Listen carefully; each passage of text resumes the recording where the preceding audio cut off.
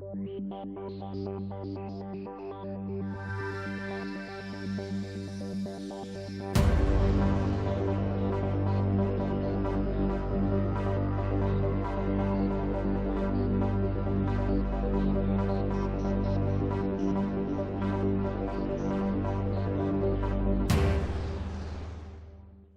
I'm Pantazi.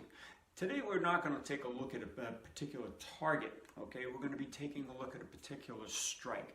Now, in all martial arts, you have elbow strikes. Very powerful weapon, nobody debates it. Very effective, whether you hit them in the body, the head, a leg, it doesn't matter as long as you're connecting with the power of the elbow. Now, the elbow I want to address is in kata. There's many katas around the world like Nahachi, Kusanku, the Heian, Pinyan katas, so many of them that come in with this elbow strike. In Uechi-Ryu you have the grasping hand and then the elbow strike. So what are we doing with that, and what could we be doing it in a two-dimensional form? Now, when you take a look at the two dimensions of kata, and what's typically taught is the striking. You've grasped someone and you struck them, okay? Or it's showing you the impact on the surface of the target. And this is what's taught out as bunkais, whether you're grabbing the person by the head and hitting them, grabbing them in the body and hitting them. However you're going about it, this is the process that people teach because it's a very two-dimensional art, the way it's taught today. When you add the Kyusho and you add the inner trajectories or the inner effects or the inner targets of the inside core body, this just doesn't work as a two-dimensional explanation anymore. Now, what you also have to do is you have to go and you have to look at the three-dimensional, because again, we've added the inside body, not the outer shell. You have to go inside and how these attacks are getting inside. Now, in a three-dimensional aspect, you also have to understand that it might not be the obvious movement that you're seeing. As an example, we see this linear plane of the elbow coming across, okay? And we see that it's attacking a surface or stopping on a surface. Very two-dimensional. Well, what happens if the dimension is added in the forward to back as opposed to the side to side?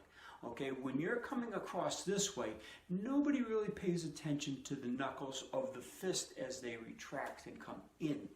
Now, as you're doing that attack, okay, and he's striking, what targets could that be doing? And that adds that secondary trajectory or that secondary dimension, because not only is it going side to side as the hand comes across, but it's also going in and out.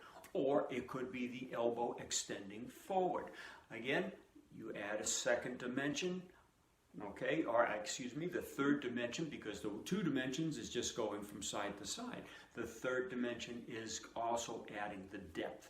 So when you're taking a look at this technique, whether it's in your katas or Krav Maga movements or whatever techniques you're working with or applying or the style you're studying, start working with the fist, the knuckles of the fist, coming back and attacking on an inward trajectory, okay, or what that technique could be working with. So there's many different ways it could be utilized. There's a choking action, okay, and then you tap in the head to get that extra, like jerk into the carotid sinus if you're on a rear naked choke.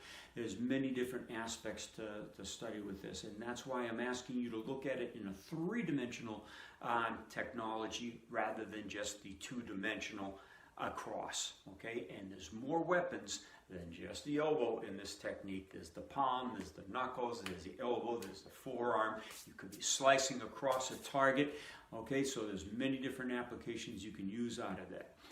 Take your martial art and add dimension. This is from the elbow of so many kata.